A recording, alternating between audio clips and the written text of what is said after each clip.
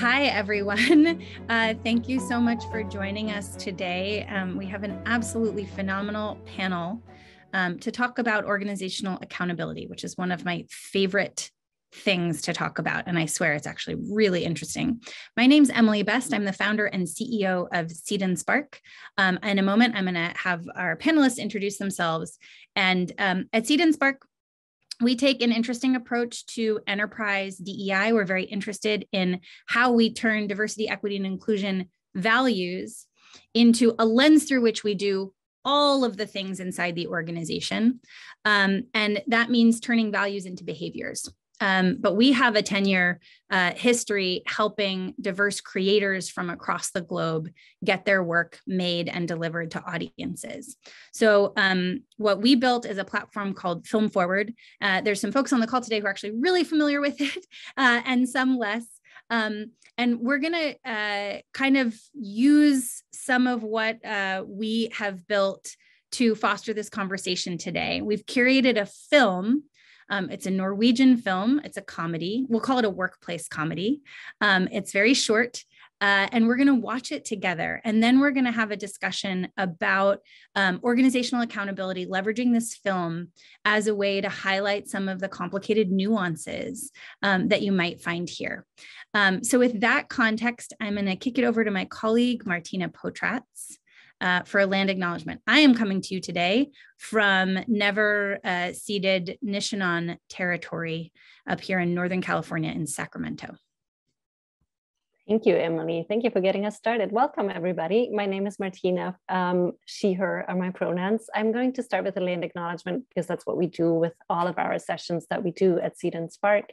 So I'm going to start with acknowledging that I'm calling in from the traditional territory of the Munsee Lenape, Canarsie, and the Matinecock. We do land acknowledgement always. We feel it's a small part in undoing Indigenous erasure, and especially in work around diversity, equity, inclusion. When we have these conversations, the conversation around the Indigenous experience is often left out in these conversations. But also, we feel it's important to start having these conversations, sharing some knowledge around it. I put in the chat for everybody a very interesting website that we do like to share with participants.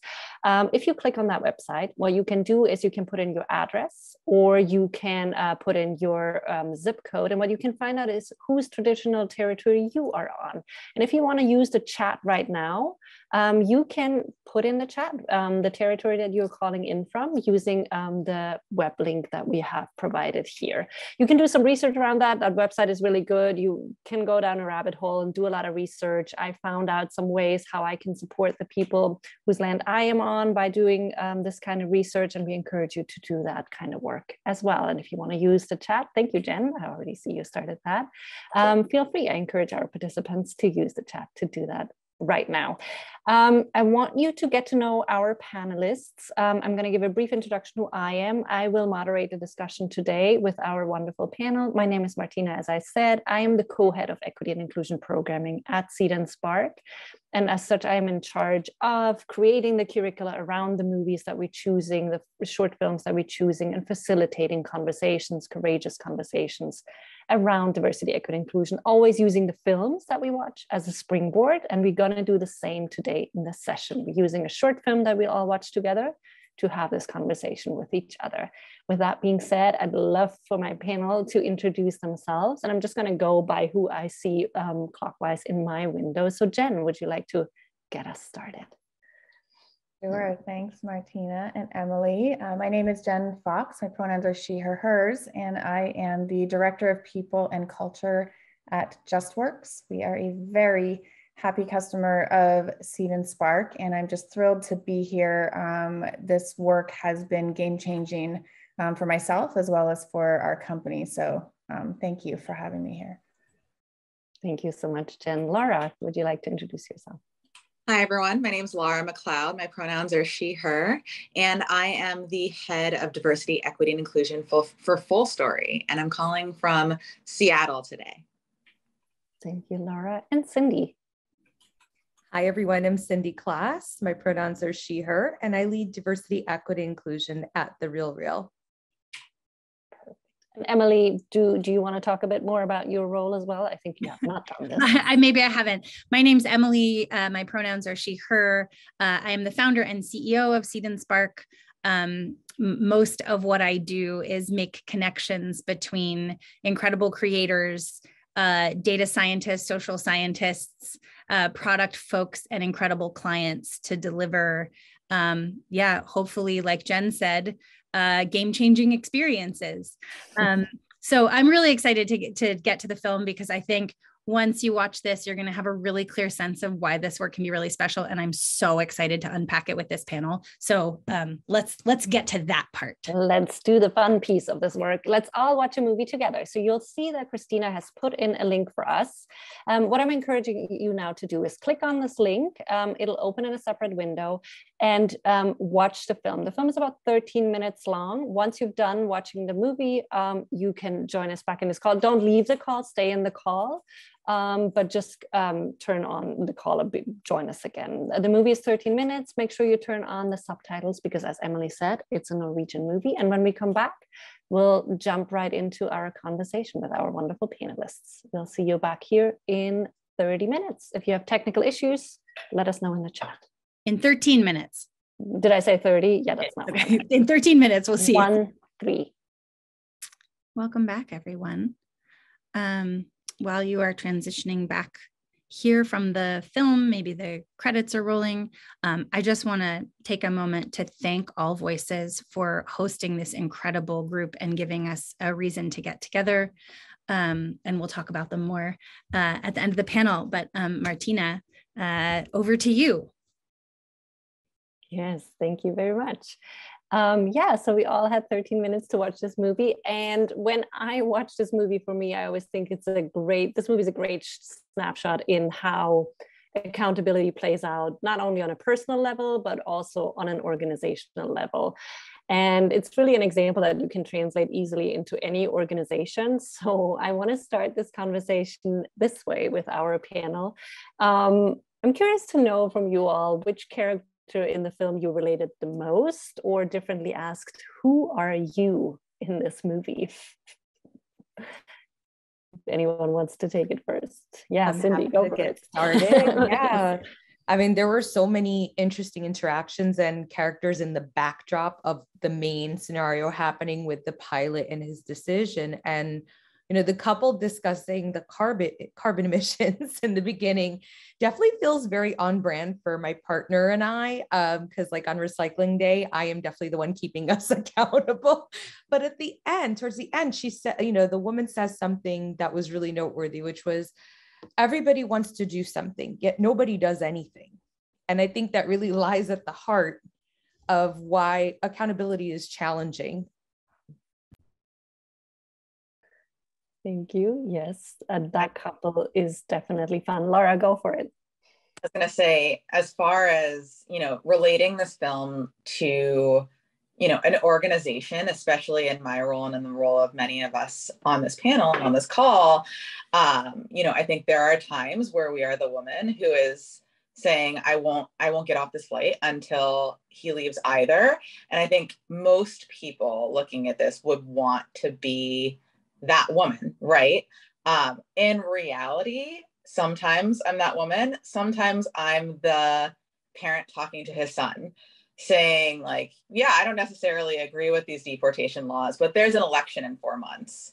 So maybe we can discuss it then when the son says, isn't there anything we can do, right? There's not a thought to, what about putting myself on the line in the same way? And so I think there's this push, like this tug between understanding that there's something uncomfortable and wrong here, as DEI practitioners, having to be that woman and kind of put your feet in the mud and say, I'm not moving because this is the right thing to do, while everyone else is like, you're ruining our day, maybe.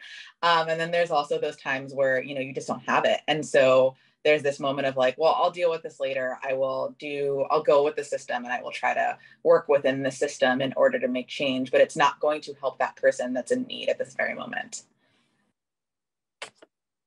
Thank you. I love that. I would say for me, at first, I related to the pilot. I tend to be pretty like in a crisis situation, pretty clear, can make quick decisions, not always the right decisions, but can make quick, calm decisions.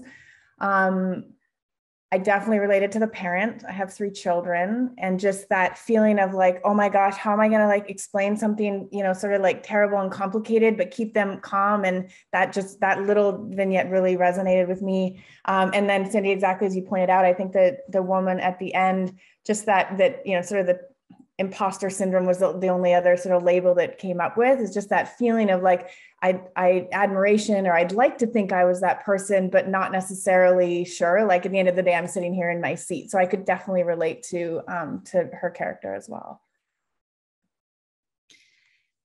It's not as much who I relate to, but the 2 characters I respond the most to their reactions is the co-pilot, who wants to be very involved without taking any responsibility whatsoever at every stage. It just makes me laugh every time, because he's very good at seeming like he's doing something without taking any responsibility for his involvement whatsoever.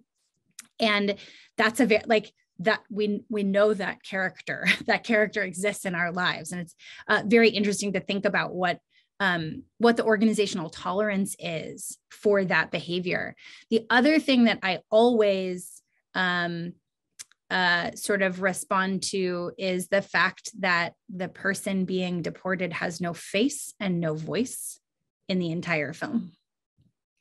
And so all of this activity is happening around a person whose neither their identity nor their opinion factor at all into what's going on with everyone. And those are the 2 things every time I watch this film, I have the strongest reaction to. That is like a gut check of like, yes, I would like to be that woman. And I hope that if I were that woman, I was spending a lot more time trying to communicate with the person being deported. Because like, we don't know what that person's experience of any of this was. And that always sticks out to me. Yep. Thank you for bringing that up. That's very interesting, thinking about who is not shown in this movie, who doesn't really get a voice, but everything is about them. We had an interesting conversation in other sessions about what that means in terms of allyship, when we want to be really good allies, but are we actually in conversation with the people that we want to be allies to? And are we taking that into account? And are we accountable to them first, or who are we accountable for? So there's definitely, thank you for bringing that up, Emily. There's definitely a lot of thinking around that too, really thinking for who are we doing this for and why? Is it for us?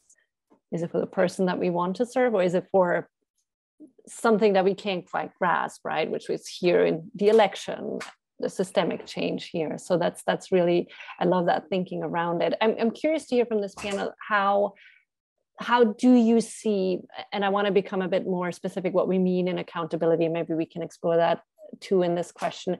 How do you all see accountability play out in this movie on the different levels that we discussed, right? We see the personal interactions, but we also see the organizational level. So how does accountability play out in this movie? What do you observe? And maybe Jen, do you want to get us started on that? Yeah, I think on so many levels. And I think, you know, consistent with every Seed&Spark experience I've had, I had to stop. I Googled the title, like affected, like, what does it even mean? Because I feel like there's always like Jedi mind tricks in these movies. So I even like starting with the definition, which I looked up and I sort of copied for myself here. The first definition is influenced or touched by an external factor. So that made sense, right? The affected. But the second was artificial, pretentious, and designed to impress. And when I thought about the outcome, and like I was like, and I almost didn't finish the end of the movie because credits are rolling, and I was like, wait, what? They're gonna just put him on another plane? And so that the pretentious. So I had to think about, on what level was the filmmaker really trying to get that message across?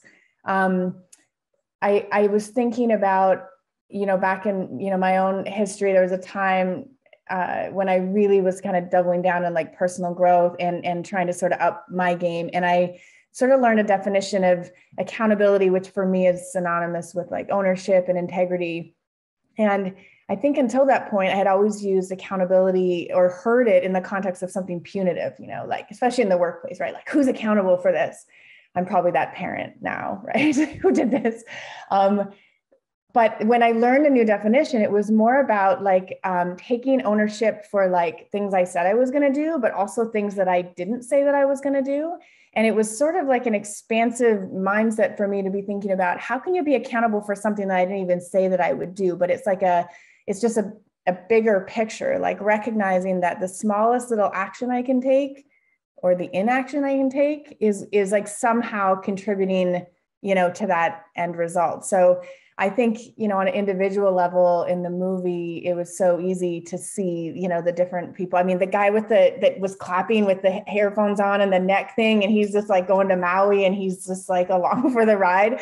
You know, you think like, does that guy even know what's going on? But like, I can relate to that sometimes. The guy asking for the freebie, like, come on, comp me something. So I just think that there's so many levels, and in an organization, I think that that's where it has to start, is that personal awareness and willingness to accept accountability before we can like hold others accountable. I think that phrase, holding people accountable, just needs to be like dismantled.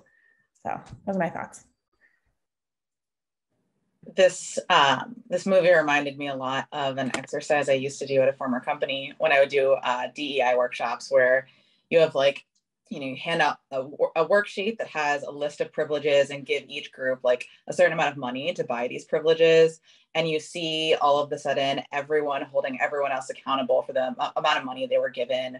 And there's a lot of infighting, and, you know, nobody actually looks at the system, right? And says, why aren't we holding them accountable for not being fair, giving everybody different amounts of money? And with this, I see something very similar play out, where, you know, we see the pilot, the captain, who is to a certain extent the only person that's making decisions, not really willing to be accountable in the end, but there's just a fundamental lack of accountability across the board. And at the same token, a lack of understanding of who to hold these people accountable for, even with the woman standing up saying, I need this person to get off this. I'm not going to get off this plane unless you take him off the plane.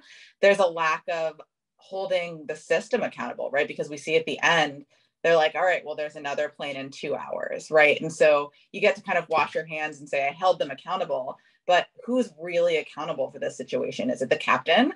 Is it the flight attendants? Is it the people who won't add their voices to that situation? How are we truly holding the systems accountable? And it kind of speaks to that insidiousness of systems, right? Systems of oppression are designed to continue and to have other people take the accountability in order for nothing to change, right? And in order to continue to remain the same. There's two things that are like springing around in my mind, Lara, now that you said that, and I'm looking at Milka's comment in the chat that talks about like, we're not always the person trying to help the victim, and we're not always the hero. And something I learned about through therapy actually is this concept of the victim, hero, villain triangle. That if there's a victim, then there has to be a villain and a hero, and people are constantly banging around in which side of the triangle and whose fault is it, right? And it's very easy to other. And until you diminish, until you basically like let go of that paradigm, you can't, there is no structure for accountability, because this says like, it's always the villain's fault and the poor victim needs to be rescued by the hero. Like you can hear kind of the white supremacy in that paradigm, right? Where it really is about kind of finding a different paradigm. As a leader, this film makes me incredibly anxious, because we see a pilot completely undertrained for a potential situation like this, right? So there's a training challenge in the organization. There's a policy challenge in the organization. Like if they have a policy about it, they were making it up on the fly here, right? And clearly there's a policy to save face, and then there's a policy about like how they cooperate with government, and those are conflicting policies, and the employees have no idea how to deal with it. You have the pilot and the co-pilot and the flight attendant who are not clear about exactly what the chain of command should be in a situation like this, or how to address passengers or help them through it. And so it had me thinking about how much company values, clear policy, and training around those things are really essential to creating a healthy environment. Because like I would, at the very least, if I am confronted with a situation that I've never been confronted with before, I want to know who to call to ask advisement, right? Like clearly the pilot's told, like, what happens on that plane is your problem, right? And not, hey, if something wild pops up, here's who you call in corporate before making a decision. And so those were the things that I kind of had me spinning, just thinking in terms of how organizational accountability or asking for accountability from anyone in the organization is really it takes a 360 look at how folks understand their role and the sort of, I don't know, chain of command in this case. I do want to also pause and say, Martina, maybe it is a good time for us to talk about the definition of accountability really quickly so that we're clear on this. The way that I like to think about it is taking responsibility for the impact of one's actions, regardless of intent. That's usually how I think about it. And that's both an interpersonal and a professional standpoint for me. I don't know if other panelists have other definitions. Yeah, Cindy. Yeah, sure. So, I mean, I think about accountability in three distinct but related parts. The first one, everyone has said it already, around ownership. And I think about that in terms of decisions, actions, as well as indecision and inaction. So what you did and decided or didn't do, which is considered complicit, is just as important, right? And also has a ripple and an impact on others. The second piece is owning that impact or lack thereof, outcomes, basically, good, bad, or indifferent, right? And third piece is the appetite, the will, and the commitment to gain awareness around the impact you're having and evaluating that over time and seeking to improve those outcomes of who you impact with your decisions. So those are the three pieces, but like this has come up, I think already, but like, I think people struggle with that when it comes to understanding, well, what is my role in that? So same as you, Emily, when I was looking at this video, something that was in the back of my mind was, whose decision is this actually? I know from a process standpoint, it feels like, yes, it's the pilot's decision, but there was like a lack of understanding that this is actually bigger than just this tactical incident.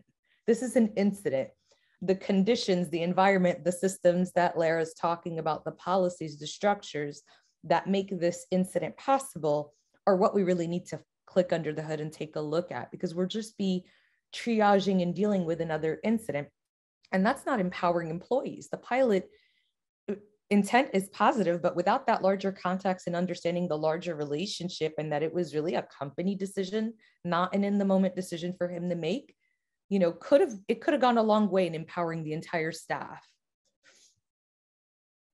I just want to point to, we have a really good question in the Q&A that I think Cindy is related, is what strategies do you recommend or have put in place to get executive teams to push down accountability such that they are not making every decision? So this is kind of the dynamic tension between what I was talking about, what you're talking about, right? Which is like, absolutely, I think this decision needed to be made at a top level, but there's like a lack of resourcing of that pilot and that team to understand even what to do when this arises so that they can make the best next decision, even if that is to call corporate and make sure they're doing the right thing.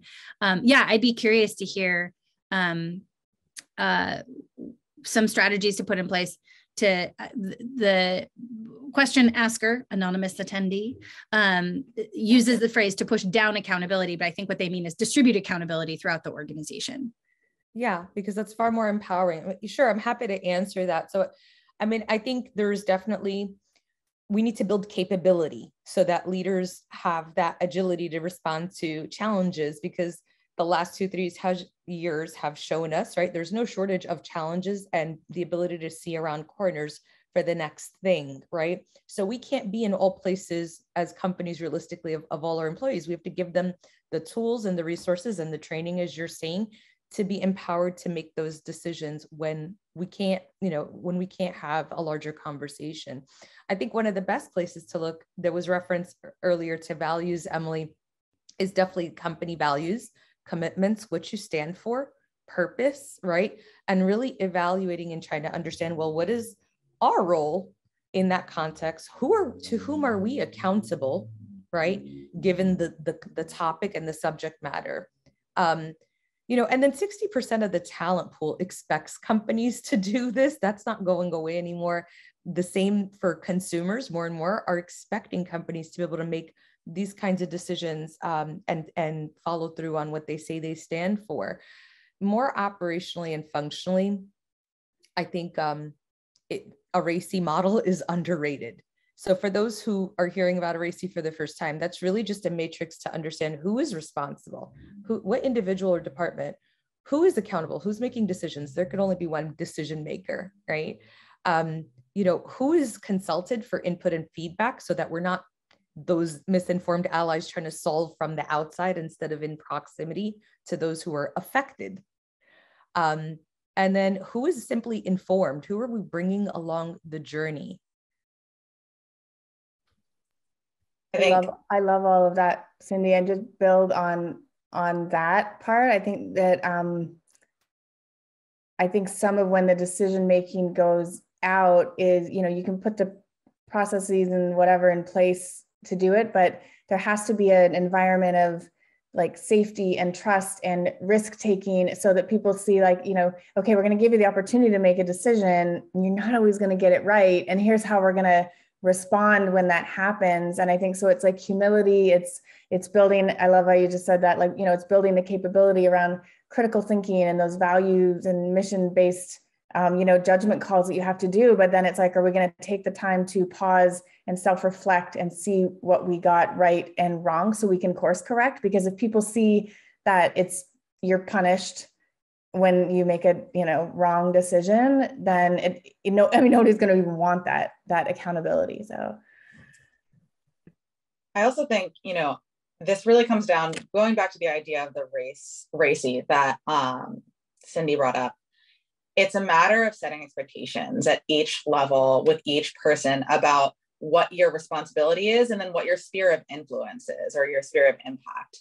And so when you're doing, when you're making decisions, when you're doing DEI work, when you are trying to do change management or build policies, there are certain things that you are responsible for and are within the realm of your sphere of influence or impact, be it behaviors or upholding core values or things of that nature. And it's different at each level. And so setting expectations with each person, setting expectations at a corporate level and getting really granular around that will help people feel empowered to not have diffusion of responsibility, right? Because that comes from just the unknown.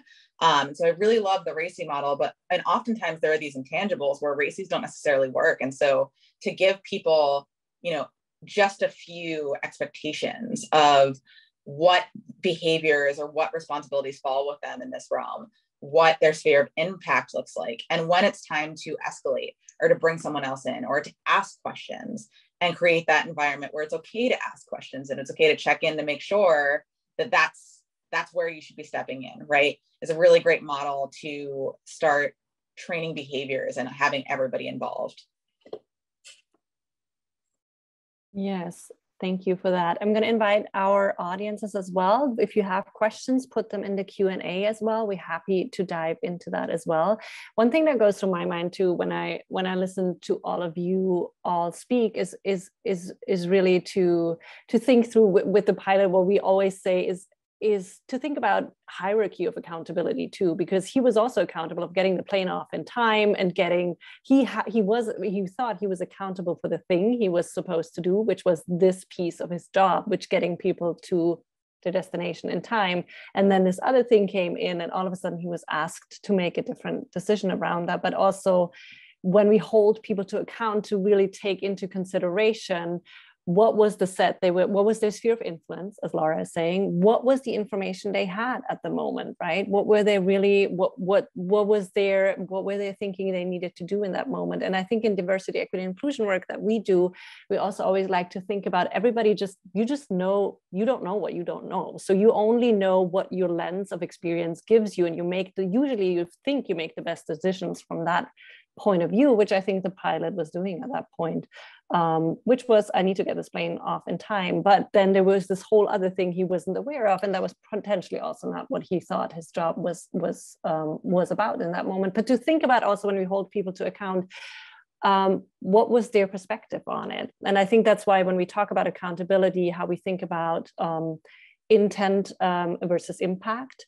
So when we hold people to account, to really think about their intent might have been good, but the impact they had wasn't as they wanted it to land, to really think through on that. And I think that's when we talk about accountability is really important to take into consideration. Something that we sometimes talk to people about is how do we apologize when we are being held to account?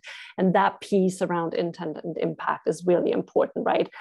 I didn't mean to do this. I didn't mean to hurt your feelings. However, I can see you are really hurt in this moment.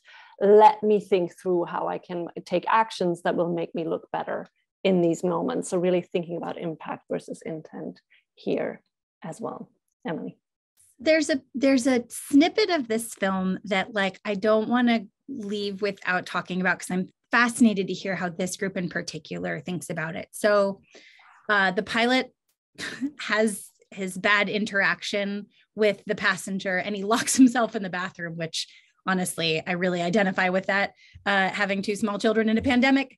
And he can overhear the flight attendant say, oh, you know, the poor guy, he's going through divorce. And the reason that landed so tremendously with me is we are all living through a time of epic strain, trauma, grief, loss, transition, you know, day-to-day updates on schooling, having to rapidly find tests when there's no, like just unbelievable personal strife. And the idea that that's not impacting our ability to make clear-headed decisions in the workplace is just absurd. So knowing that, Cindy, you said it so well, that like, we just have no idea what's around the next corner right now. And that is a condition that we have to be prepared for. How do we take that into account during this time? Because I mean, I really think about if I'm going to be accountable to having said, I want to build a really human first workplace, then I have to be considering that in, you know, performance and productivity and all of those things, because I'm also having my own experience of this, which isn't great, that I know is impacting me and my decision-making. So yeah, I'd just be curious to hear kind of how you're thinking about that right now as, you know, people leaders of the highest order. Yeah. I'm glad you brought, oh, sorry, go ahead, Lara. I was just going to say, I think you're bringing up something really key, and I think we can look at how that broke down as an opportunity to learn and kind of find a path forward. Because what we see is a leader who is expected to make all the decisions. Not one person actually offers like, hey, do you want to talk about this? He doesn't feel as though he has, even with his co-pilot, the space to have a dialogue or ask what the co-pilot should think. It's just this, like the co-pilot kind of puts it out there like, interesting, you made such a quick decision. And to me, that almost seemed like a passive aggressive way of trying to open up conversation without undermining.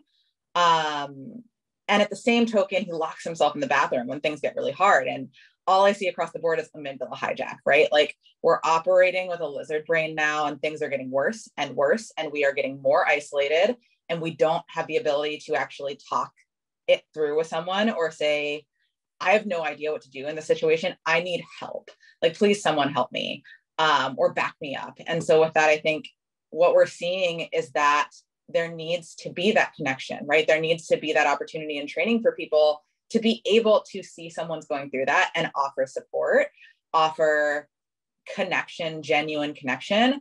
And also from the standpoint of, we know that they have a relationship, right? At least one of those flight attendants knows what's happening in his life and yet feels more comfortable gossiping about it than they do actually speaking to him because they have that connection. And so how do we foster connection across the board, break down some of those hierarchies so that we can see people as humans and also recognize when they are not in a good state, right? To be able to help them through it or offer perspective or even just offer a lending sounding board ear.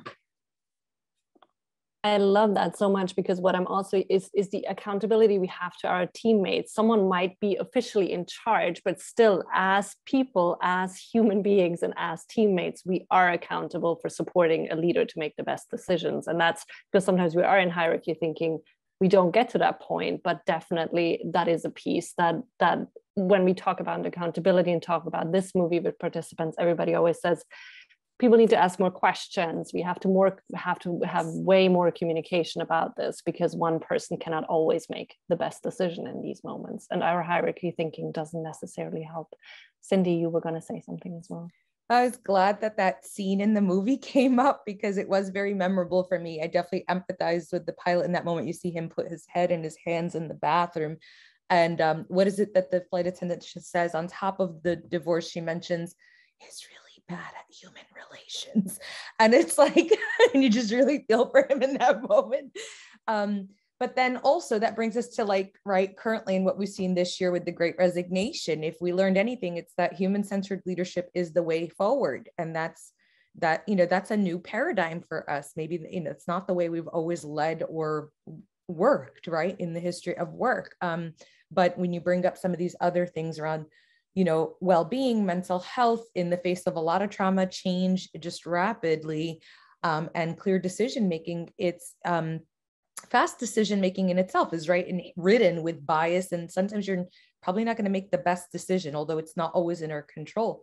But any way to kind of slow down some creative friction there to foster that mutual dialogue where they could have probably come up with a better approach if they weren't dealing with it in a manic way that was reactive versus hearing one another and taking the best of all of that to arrive to a collective approach. But yeah, definitely that scene stuck out for me because, being human-centered leadership may not be intuitive for everyone, first of all, naturally, but that's something that we have not prepared for in order to scale en masse, I would say, in present day in organizations. It's like a new expectation, but we haven't had time to catch up the workforce on that as a norm. Yeah, Jen, if you weren't going to take yourself off mute, I was going to insist that you do, because I happen to have some insight into how much human-centered wellness you're working on. So I just wanted to make sure, because Cindy, that's such a good point. No, and I agree that scene. First of all, I was celebrating the pilot for just like taking the quiet moment, albeit in an airplane bathroom. Emily, I got you with the kids. It's all we have some days. But at least I was like, okay, at least he removed himself for the situation. And then I just noticed it's like how quickly the flight attendants like spun up, to try to make sense of the situation. Like, oh, it must be the divorce, right? Like, and I think they said it was like a year ago. So how quick we are to, try to make sense of something and string together like, to create some context that excuses the behavior. And I think that is absolutely something that we do. But yeah, so I'm just thrilled. We have just completed our first Film Forward session with Seed&Spark. We did the Racial Justice Film Forward last year, and we just did a 3-month mental health Film Forward. And, we are really trying to normalize the discussion and destigmatize mental health in the workplace. And so these films were like, whew, like they were the ones who had to sit back with my team and say, okay, are we actually doing this in the workplace? And the discussions that ensued around grief and loss and depression and suicidal ideation and the struggles of parenting, I mean, wow, just intense. So we are really committed to that right now. And what we're finding is, it's a couple employees at first, and then it's a couple more, and it's a couple more. And you just start to normalize this. And all of a sudden we have the makings of our first mental health ERG. And which I think is just going to be amazing, because if ever there was a time that people need to know, it's not this like, bring your whole self to work, but like legit, it's your whole self, because you just, as a leader, we can't continue to think that we can manage people as a professional and not account for everything else that they have going on in their life. I think it is the silver lining of this pandemic.